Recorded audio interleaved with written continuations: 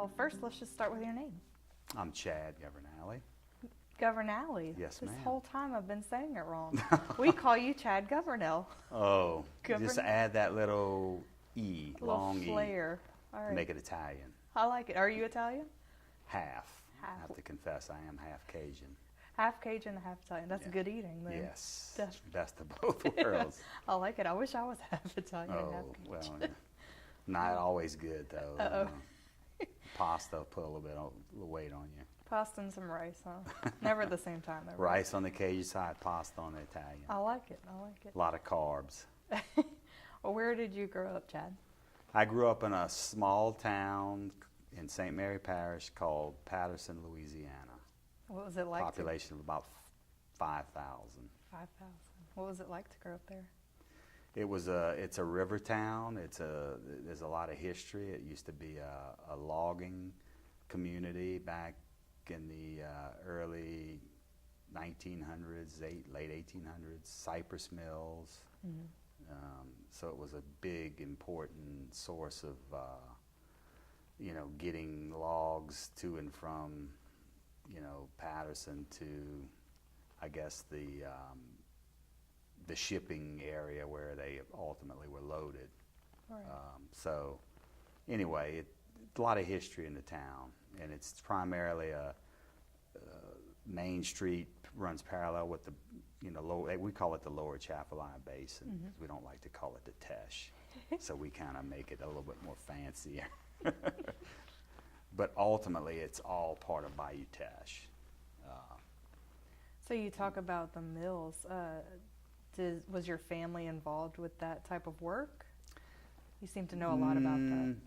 Not really. I don't think they settled in the town when the mills were actually still running. I think it was kind of after they closed. Sure. Going back probably 3 generations. So I think it was probably after the 1850s, 1860s. I think the mills ended up closing maybe in that very early 1900s, but by then they were just getting in. They were my grandfather was he worked in the shrimping industry as actually as an accountant, not as a shrimper. Right. But he worked for the Visagis, another Italian name family that we're still friends with today. But he kind of did that, and then my dad, grew up, went to Patterson High, and then from there, he met my mom, who was from the other side of St. Mary Parish. They call that side the Acadiana side. It's like the outer fringe of Acadiana, Franklin. Mm-hmm. And the rest is history. Yeah. They grew up there. He was in the military, so they moved around a bit. Ended up back in Patterson when his duty was over, and I was the firstborn of 4. Oh wow. Boys, Yeah, girls. two brothers, 1 sister. Cool. Now So- I know Patterson is a big high school football town, right? Correct. Did you play football by chance? I played football. I tried my luck at other sports. I really wasn't good in any of the 3, but football was probably what I played the most. I played a few seasons of basketball, a few seasons of baseball, and I just kind of basically stopped and stuck to football. And the Hilliard name is very famous there. That kind of put Patterson on the map. Dalton Hilliard, his older brother Curtis Hilliard. Dalton obviously went further in his career, but Curtis had the same amount of potential. I just think that he didn't have the backing in terms of, during Curtis's time, he was on a bad football team, Gotcha. with a losing record. So the spotlight wasn't on Patterson then. But the Hilliard family kind of helped Patterson. And then, of course, I think the bigger claim to fame, and if you go look at a lot of YouTube videos about the Who Dat, who invented the Who Dat, Really? Many argue that Patterson started Who Dat, Really? and not the Saints and not Southern University.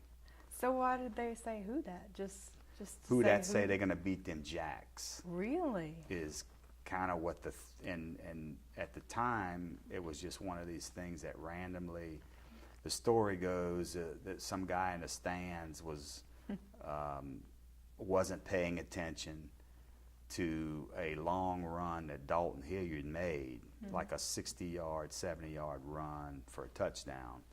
And he was distracted, and all of a sudden he hears all these people going crazy, you know, the crowd cheering, and he turns and said, "What dat? Who dat? What?" Something along those lines. And Really?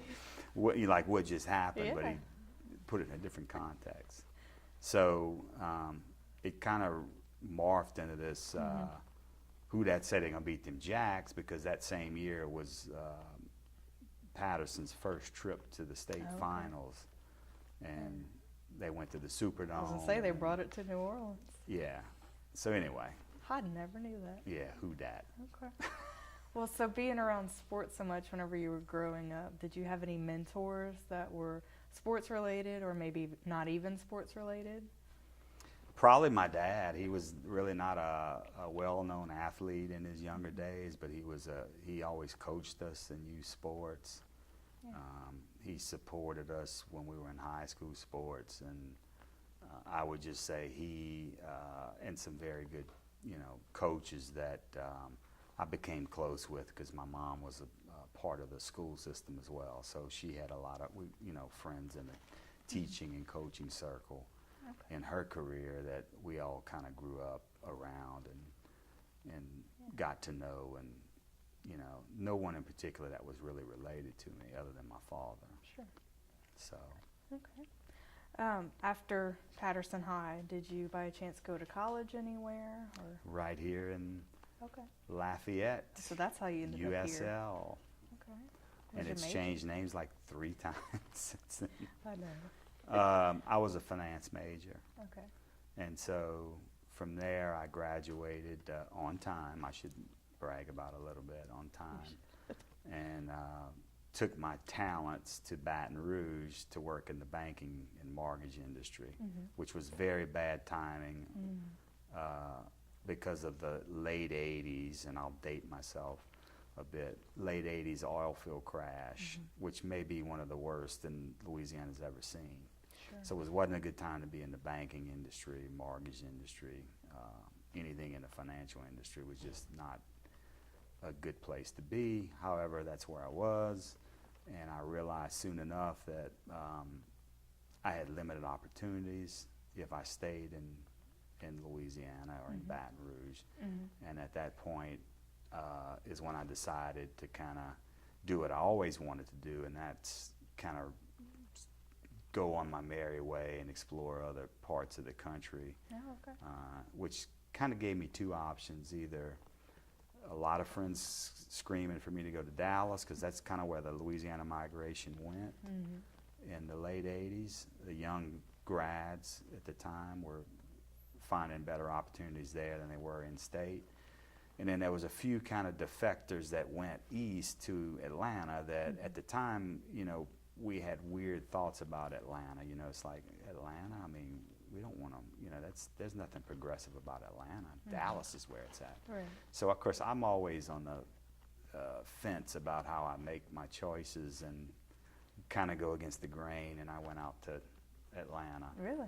And I had 2 people I knew there, and stayed on the floor in my friend's apartment, who was the one who encouraged me to go, and the rest is kind of history. I ended up spending almost 20 years there, got married, had 2 boys there, and eventually ended up back here in 2009 because of a divorce. And fortunate enough, my ex-wife's family and I are both Louisiana natives, so it was a good thing for both of us to come back and kind of reconnect with them, kind of get the support we needed, being both single parents, when we needed child care, because our boys were relatively young. They weren't very young. It wasn't really traumatic for them because they weren't, you know, teenagers in the midst of their high school years. They were actually like, I think at the time my oldest was in 6th grade and my youngest was in 3rd grade. Right. So it was an easy, a little bit easier transition actually for them than it was for us. Yeah. And to this date, we're still here. One oldest has graduated from North Vermilion High School. We reside in Maurice. My youngest is a junior in North Vermilion, and he's getting close to putting me as an empty nester. So what was it like coming back here then? What had changed 20 years later? The very slow-paced, laissez-faire way of living, like they say, you know, compared to the hustle bustle of the city and gridlock traffic and 1 hour commutes to and from work. Basically, three hours of your day in the city that you kind of never get back just goes into getting to work and back and getting ready. You know, that's just, as compared to maybe an hour total on both ends. You know, I have a 20-minute, 25-minute ride to work from my house. So that changed.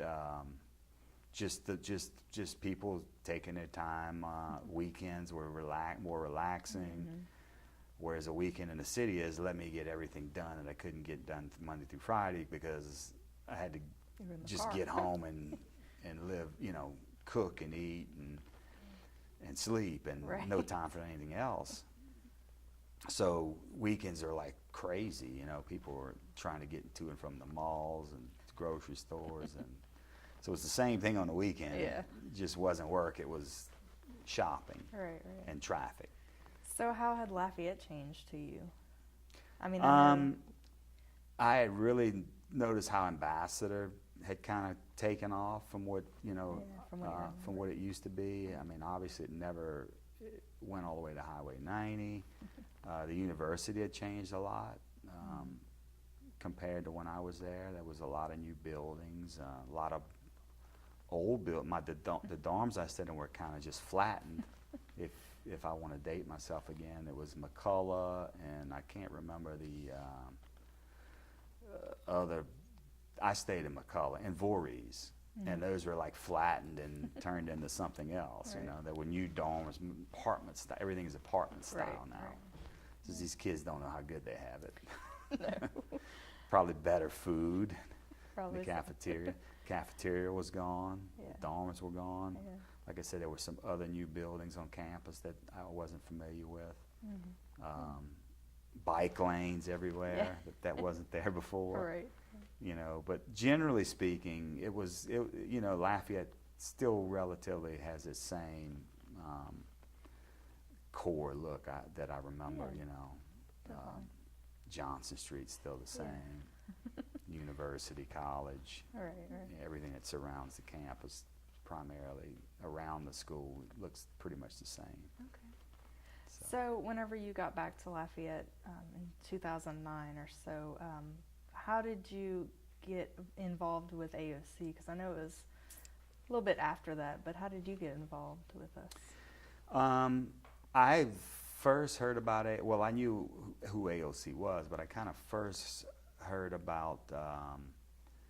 I always had a passion to be involved in film to some degree, whether I'm assisting an independent filmmaker in some way, shape, or form, doing anything he asks, because I'm really not a technical person, or acting, which I was doing prior to getting married when I was in Atlanta. It kind of all came to a halt once I got married and started raising kids. But when I got back here, I saw something probably on KTC about we need festival volunteers, no experience necessary, to help film, direct,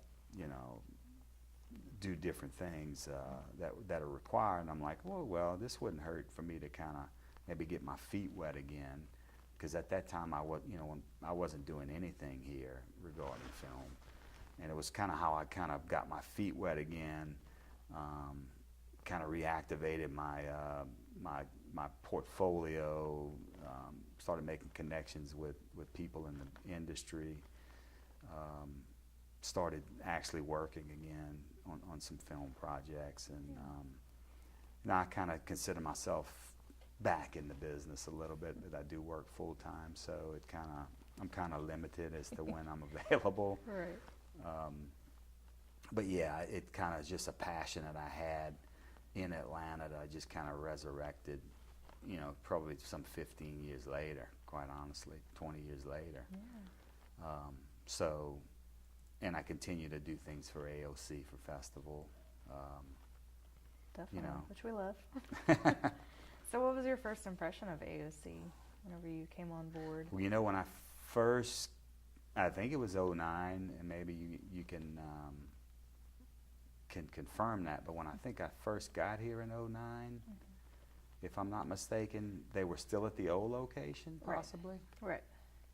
And this nice studio and this nice facility that we're in now, I think happened maybe, just a year or two after that? 2011. 2011. So it's really progressed, I would say, because that was kind of, if you didn't know it was a studio, you would think it was a warehouse. Right. Whereas this, when you walk inside, you know exactly where you are, and you know how far AOC's come, you know, since I remember. What surprised you most about AOC? I think I guess the staff, you know, the friendliness of the staff, the participation that they're getting from the community, you know, from a volunteer perspective, the amount of offerings they give educationally that I didn't know they had, you know, I'm sure that continues to grow over the years you know, from doing your own independent shows on television to recording music to film editing to your own, I guess, I'm not sure I'm using the right word, but streaming radio shows. So there's a lot of different avenues that an aspiring artist can utilize AOC for. Definitely. That I assume in the past didn't exist. So. Yeah, we definitely were able to expand our services once you expand your footprint. Right. Yeah, definitely. What's your dream project to work on at AOC or to produce? At AOC? Yeah, or what do you want to produce? What's your, or create, I should say. I'd like to be able to create a short independent film. I don't know if the studios here have enough for that. I you know, but if they do, that would be something that, you know, I'm not a writer. I can produce it, but I don't know if I can write it, and I may be able to direct it, but. So you don't have an idea boiling in your head, or you just want to That's where I need some help. I just kind of like to back it and and put my thumbprint on it. An actual producer. And kind of say, hey, I facilitated it. What are you reading right now? I don't read books. Okay, yeah. Are you a movie person? I read, I you know, I'll look at scripts or something like that of movies, and I'll read articles online. Sure. It's not that I don't read. I just can't look at a cover to cover of a book. Yeah. I can binge watch movies on my iPad. Okay. So I shouldn't blame it on, you know, a lot of people say I can't read because I just can't stay in one place that long and that's all a bunch of hogwash if you're able to sit there and binge watch, you know, Breaking Bad or Walking Dead or Game of Thrones. Are those your favorite? Probably. Yeah. Okay. Yeah, and I picked up a couple of, I guess I'm on the last season of one of my other shows that's on television that I'm watching real time, Bates Motel, and I'm watching this new kind of a docudrama about SEAL Team 6, and it's probably heard it on the History Channel called 6. that series. Okay. But other than that, I don't have a lot of time for Yeah. you know, for live television. I really no. don't. I've used the DVR as my best friend right Absolutely. now. You know, so and my Guilty. iPad, so I can do it on demand. You know. Yeah, definitely. So. So, yeah. what are some of your favorite movies in general? Um, Even when you were growing up or now? You know, you know, it might sound crazy, but I like the Rocky movies. Of course, yeah.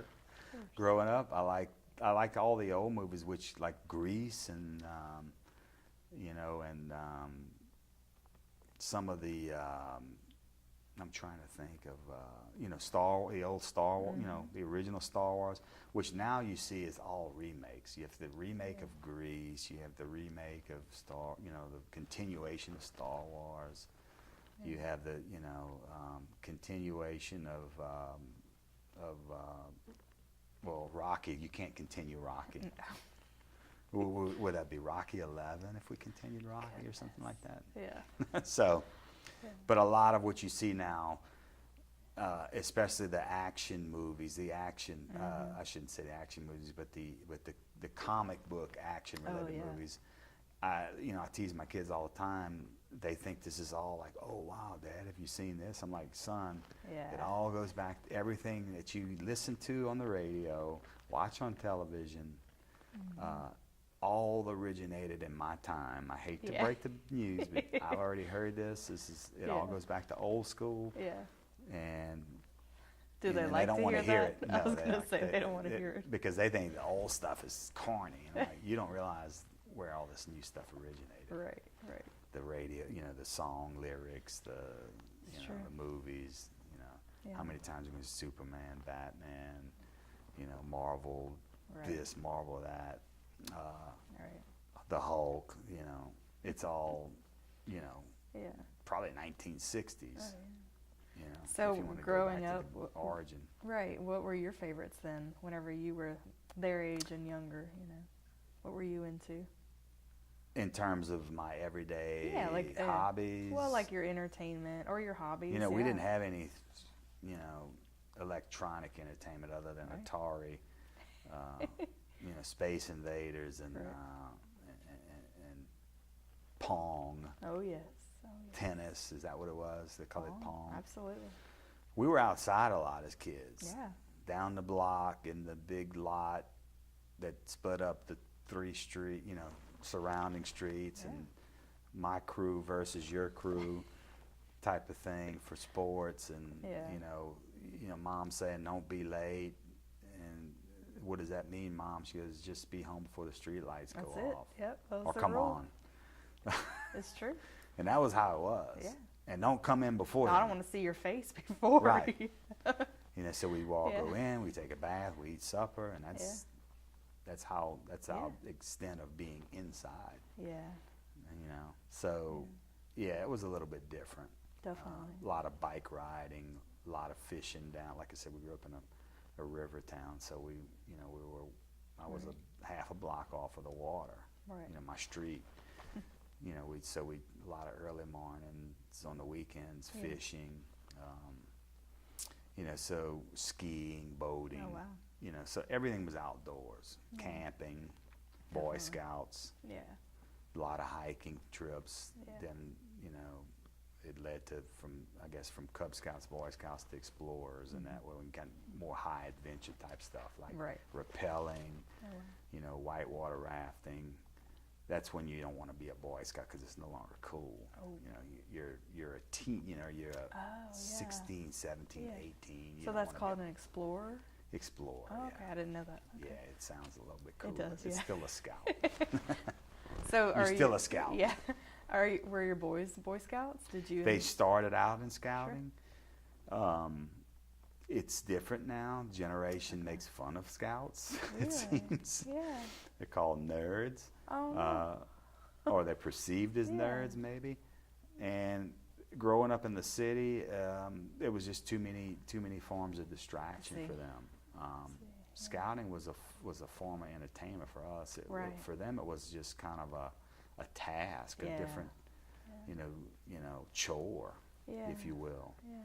And it was almost as if they were, you know, I felt like we were forced them to be scouts, and I didn't feel like that when I was young. I didn't feel like my parents forced me. We did it because we wanted to do it.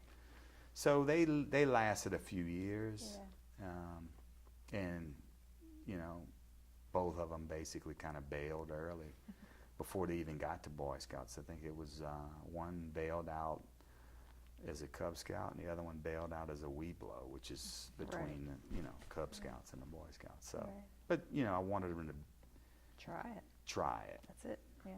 And understand, you know, the discipline involved and dedication involved. Definitely. So if they got that out of it, they probably realized, I don't know how good that, you know, was for them, because they, as soon as they realized it was too much, they quit. So maybe mission accomplished, maybe not. Well, as a child, what did you want to be whenever you were growing up?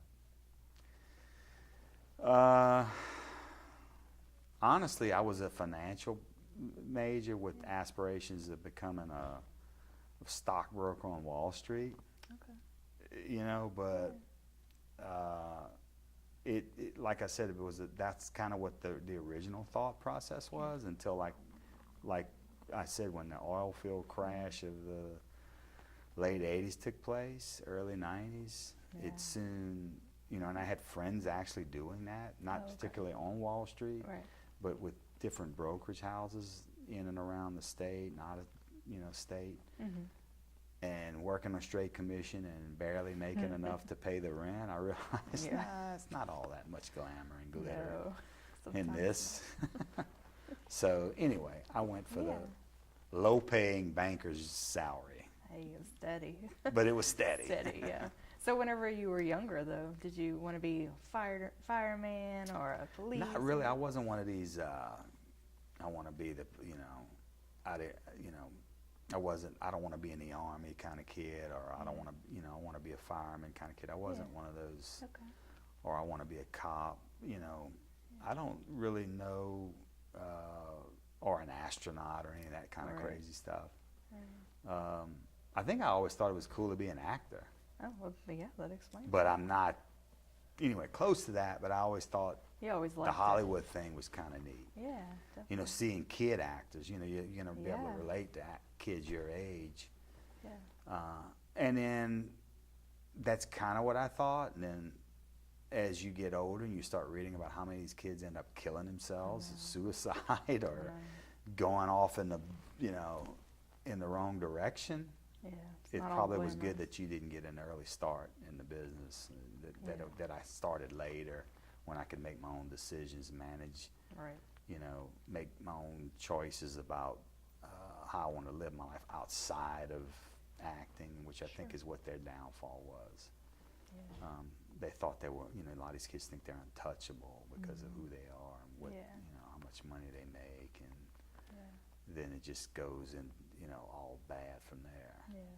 They're spoiled. They're, you know, parents, they're kind of not in control because the kids are famous, and the kid's the cash cow, and I'm going to let him have his way, and that's kind of just a recipe for disaster. Yeah. I think the saddest part for me is that they let it define them, and once they don't have that, then they don't know who they are. You know, for me, that's always been. Eventually, you hit a brick wall where you're not the hot kid on the you know, in Hollywood anymore, and now you have to, you know, either work a lesser role in film or do something outside of film, and they struggle with that. And I think that's where a lot of the problems start. Same here. Yeah, I believe the same.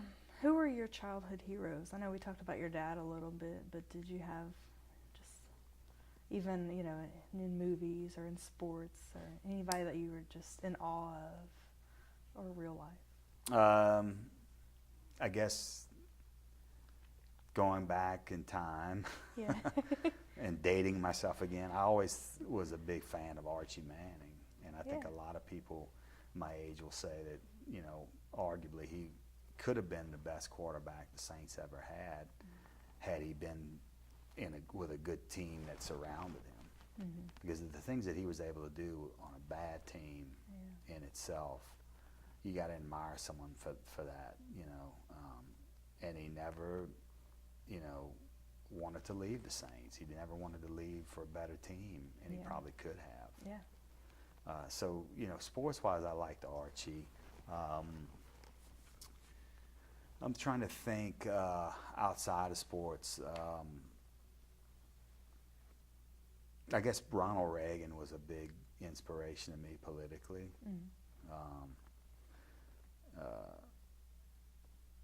You know, people will say they think maybe he was, you know, arguably one of the best presidents. His wife was always a class act, I thought. I know they had the scandal with Watergate, but I still think that the guy did a lot, set the groundwork for, you know, the politics of this country. And a lot of the Reaganomics, that you hear that term a lot, are still being thrown around. Right. Basically, are you know, a testament, is that the right word, to what the guy actually did. And it's one of those things you don't appreciate until he's gone for a number of years. Right. At the time, he was kind of a target, and he took a lot of criticism. So, you know, I would say those two guys are kind of my idols, heroes. Definitely. What is your superpower? If you had to say, if you had a superpower, what is your current superpower? Let me not phrase that wrong. Yeah.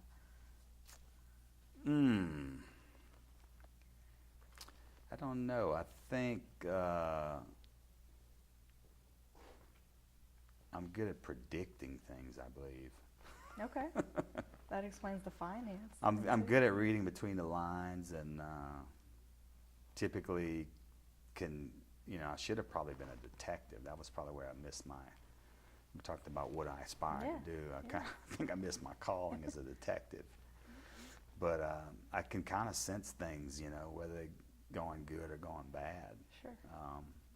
And more times than not, I'm right. Now, should that mean I should be one of these people charging for, you know, crystal ball readings, or what do they call these cards? Tarot cards. Tarot cards.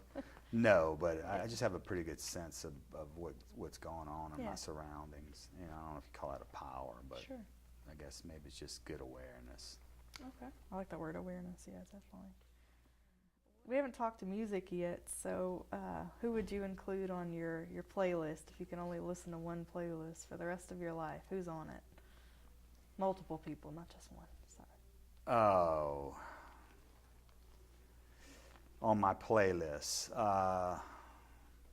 you know, it's a lot of old school, obviously. You know, Eagles. I actually liked a lot of new wave bands too, retro stuff like NXS and Eurythmics and Grateful Dead, and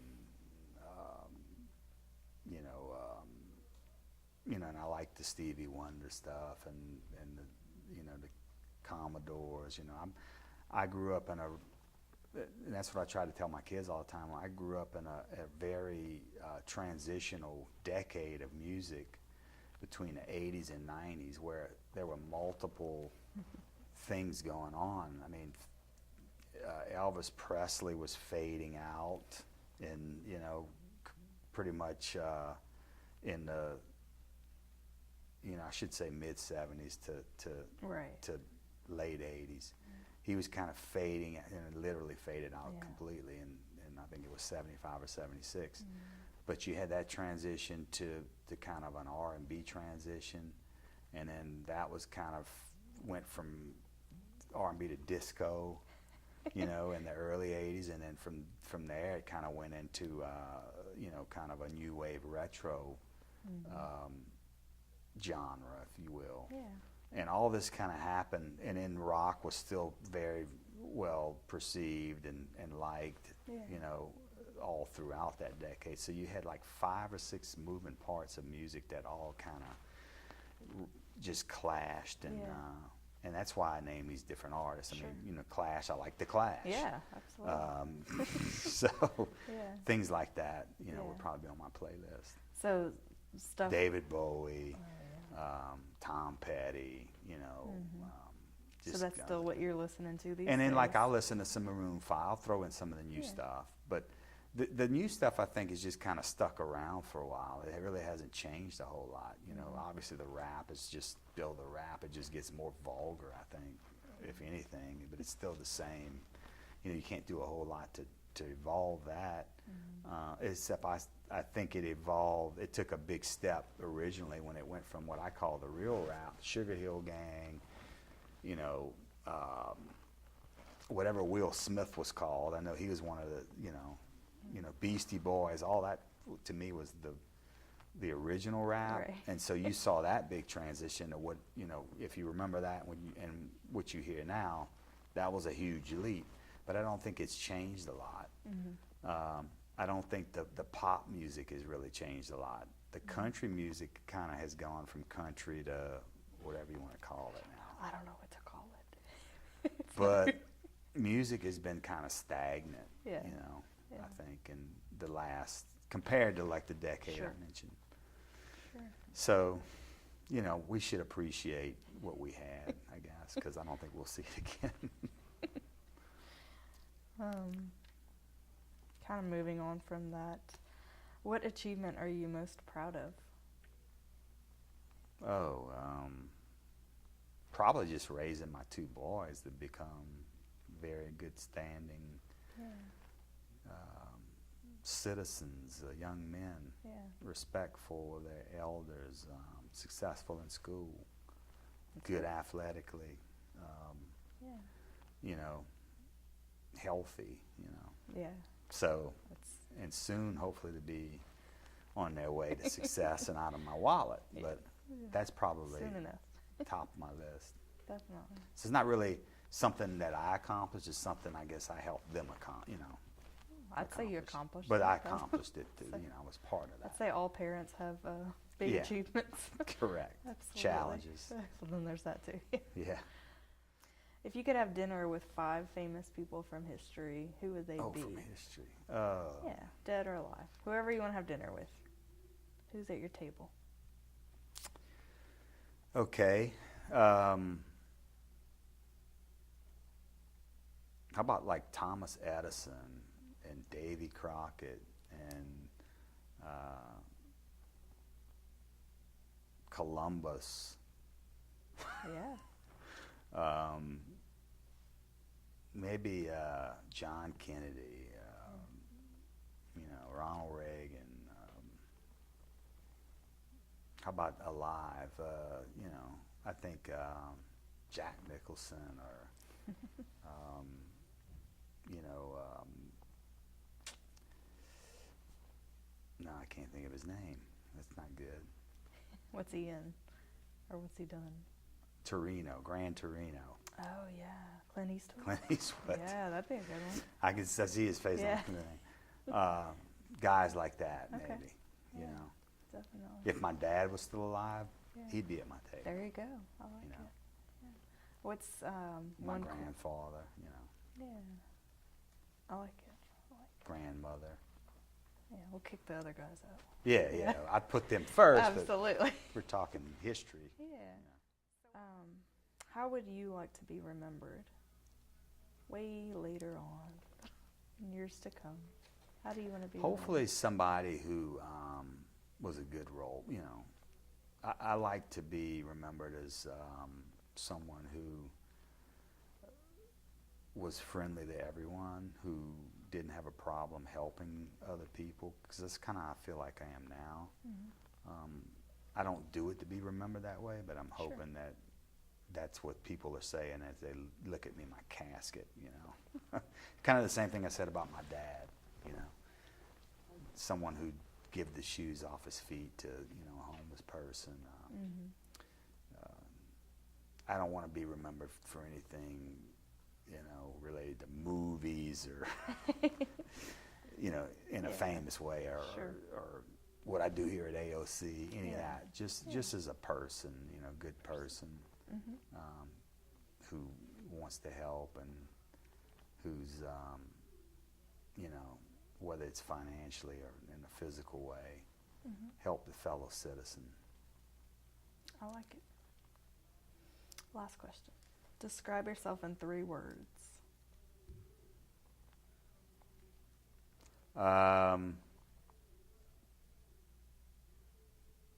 Happy-go-lucky. Oh, all three. I like it. All right. I don't know. Yeah. That's probably some form of those words. Sure. But yeah, that's me. I like it. Sounds Or is good. laissez-faire 3 words? There, well, officially one word. So I think this one, yeah. Yeah, it is. All right, so one more word. We got happy-go-lucky, laissez-faire. What's one more? I guess I'm kind of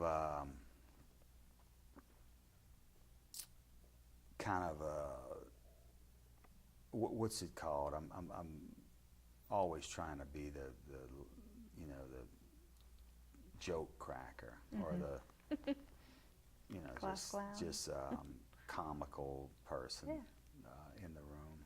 Sure. You know, I like it. I don't know if that's a good description, but Yeah. If it's you, it's you. There you go. I like it. They all go together anyway. Yeah. So definitely. that's pretty much it. Awesome. You survived. That's my story. I like it. Good story. I didn't know any of it. There you go. Very cool. Too Thank much. you so much.